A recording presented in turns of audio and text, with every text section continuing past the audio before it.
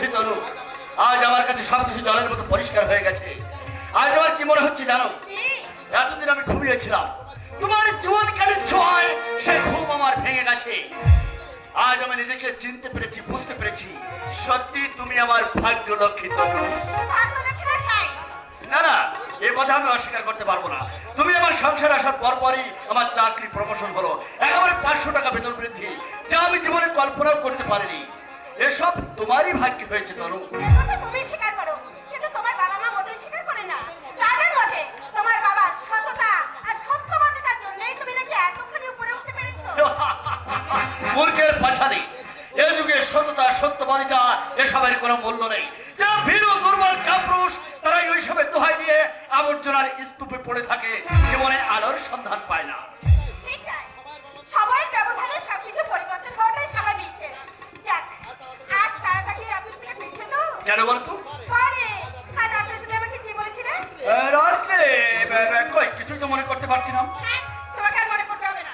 Please Tanu, please রাগ করো না। তুমি রাগ করলে আমি কিন্তু কি করবে? কি করব? কি করব? মানে আমি তোমাকে আর সহজ দেখাতে হবে না। বেশ, তাহলে আমি আজ অফিসে যাব না। এদিকে বাবু না একদম ঘুমাচ্ছে, মনে কোনো কথা মনেই বা থাকে না কেন শুনি? লক্ষ্মীজি, এবার কার মতো তুমি আমাকে মনে করিয়ে দাও। দেখো, এরপর আমার সব ঠিক মনে থাকবে। বেশ, মনে করিয়ে দিচ্ছি। তুমি বলেছিলে মশাই আজ আমাকে নিয়ে নাইট শো সিনেমায় যাবে। বলেছিলে তো? হ্যাঁ, মনে পড়েছে, মনে পড়েছে। ঠিক আছে, ঠিক আছে, তাহলে তুমি তৈরি হয়ে দেখো, আমি ঠিক সময় মতো অফিস থেকে চলে আসবো। আবার ভুলে যাবে না তো? কখনোই না।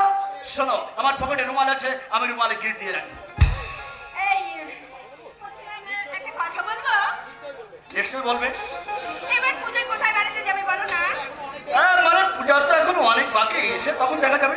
না না, এখন তোমাকে বলতে হবে। বলো না গো, কোথায় নিয়ে যাবে? আচ্ছা, মানে বলছিলাম কি যে দীঘা হলে কেমন হয়? দূর, কত বাড়িতে আছে। তা অবশ্য ঠিক। তাহলে না হয় দার্জিলিংয়ে যাবো। ওরে বাবা, ওখানে এখন রক্তক্ষয়ী সংঘাত চলছে। না না না, ওখানে কি আমি বের করে প্রাণটা দিতে পারবো না। মরণকে তোমার এত ভয় তনু? আরে, মরণকে কে না ভয় পায় বলো?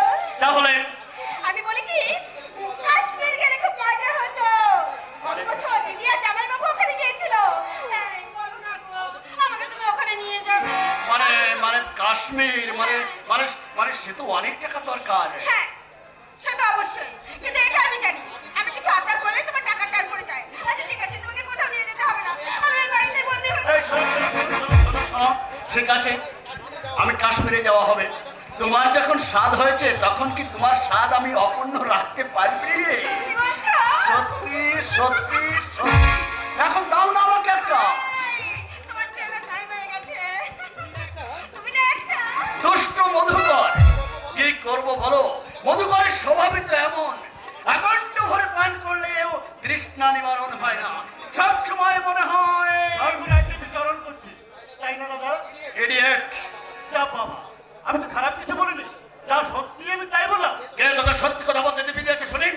রাগ করছি কেন দাদা? তুমি তো জানো আমি বরাবরই একটু মানে খোলা মেলা, মানে ঢেকে ঢেকে আমি কথা বলতে পারি না। যা মুখে আসে আমি তাই বলে ফেলি। ভবিষ্যতে নিজেকে সংযত করার চেষ্টা কর, তা না হলে তোর কপালে কিন্তু অনেক দুঃখ আছে। ঠিক আছে, ঠিক আছে, ঠিক আছে, তুমি যখন বলছো তখন আমি এবার থেকে নিজেকে সংযত করবার চেষ্টা করবো। তুমি আমার গুরুজন, তোমার আদেশ তোমাকে মানতেই হবে। কথা কি জানো দাদা, সেই ছোটবেলা থেকেই আমরা দু ভাই একসঙ্গে এত বেশি মেলামেশা করেছি, তাই তাই তোর যা খুশি তাই বলে যাবি, আর আমাকে তাই নীরবে সহ্য করতে হবে? No, never. ঠিকই তো, ছোট করে তাকে ছোটর মধ্যে থাকা উচিত। কথাটা তুমি মন্দ বলো বৌদি, অবশ্য আমিও তাই চাই।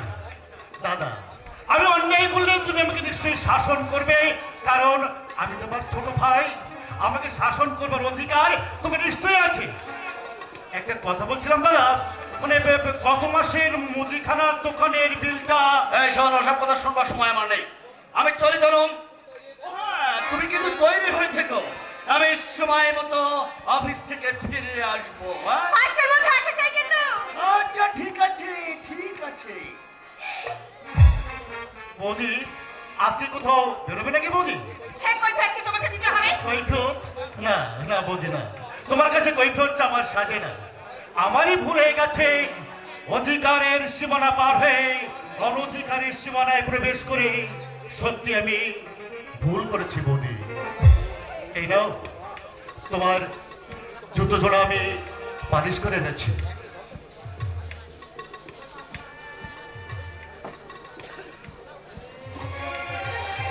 একবারই ঝকঝক করছে, তোমার মুখ দেখা যাবে। তাই নাকি? তাহলে তো ঘরের আয়নার আর কোনো প্রয়োজন নেই। বৌদি, মানুষ যদি তার মনের আয়নায় নিজের মুখটাকে দেখতে পেত তাহলে সত্যি ওই ঘরের আয়নার আর কোনো প্রয়োজন হতো না। তার মানে বৌদি, তোমার এই কাপড়গুলো রজত বাড়িতে দেওয়া ছিল, দেখে নাও সব ঠিক আছে কিনা। যাক, কৃতজ্ঞ হলাম। শুধু কৃতার্থ হলে চলবে না বৌদি, তোমার দুটো কাজ আমি একসঙ্গে করে দিলাম। এই অধমকে অন্তত একটু বাহবা দাও। বাহবা দেওয়ার লোক তো তোমার আছেই ঠাকুরপো। সে শুধু বাহবাই দেবে না, তার মিষ্টি মধুর কথায় তোমার মুখে জ্বালাটাও জুড়িয়ে দেবে। এসে দুর্বা, তোমার হৃদয়ের রানী, দুর্বা রানী। দুর্বা, শুনে যে একেবারে আকাশ থেকে পড়লে এমন ভাব দেখাচ্ছ যেন তাকে চেনোই না। চিনি চিনি বৌদি, চিনি, তাকে আমি খুব ভালোভাবে চিনি। আর সেই জন্য তো আমি ভেবে পাচ্ছি না এই জীবন নাটকের কোন দিন সে যবনিকা বলবে। তুমি এই না বৌদি, এই বইটা তুমি তোমার কাছে রেখে দাও, অবসর সময় পড়বে। কি বই? ভারত নারীর কথা, আমাদের সনাতন ভারতবর্ষে হিন্দু নারীদের। তার মানে সীতা সাবিত্রী বেহুলার গল্প আছে না ঠাকুরপো? ও বইয়ের আমার কোনো প্রয়োজন নেই। ওদের গল্প আমার খুব ভালো করে জানা আছে। তার চেয়ে তুমি বরং তোমার এই দুর্বা রানীকে বইটা দিও। সে যদি যমরাজের হাত থেকে তার সত্যবানকে ফিরিয়ে আনতে পারে। হ্যাঁ রে নারী, বিংশ শতাব্দীর শেষ প্রান্তে এসে দাঁড়িয়ে তোমরা প্রগতির পাথায় ভর দিয়ে উড়ে বেড়াচ্ছ, কিন্তু একটিবার কি তোমরা ভেবে দেখেছো কতখানি নরকে তোমরা নেমে যাচ্ছ? সীতা সাবিত্রী আজ তোমাদের কাছে উপহাসের প্রতি। হিন্দি সিনেমার নায়িকাদের আদর্শ অনুপ্রাণিত হয়ে খুব সহজেই তোমরা স্বামী বদল করে পর পুরুষের হাত ধরতে এতটুকু দ্বিধা তোমরা করো না। ভাঙবে, এ ভুল তোমাদের একদিন ভাঙবেই। আর সেদিন ভুল ভেবে ভুলের পিছনে ছুটে বেড়ানোর শাস্তি তোমাদের পেতেই হবে। হ্যাঁ, আর সেদিন তোমাদের ওই চোখে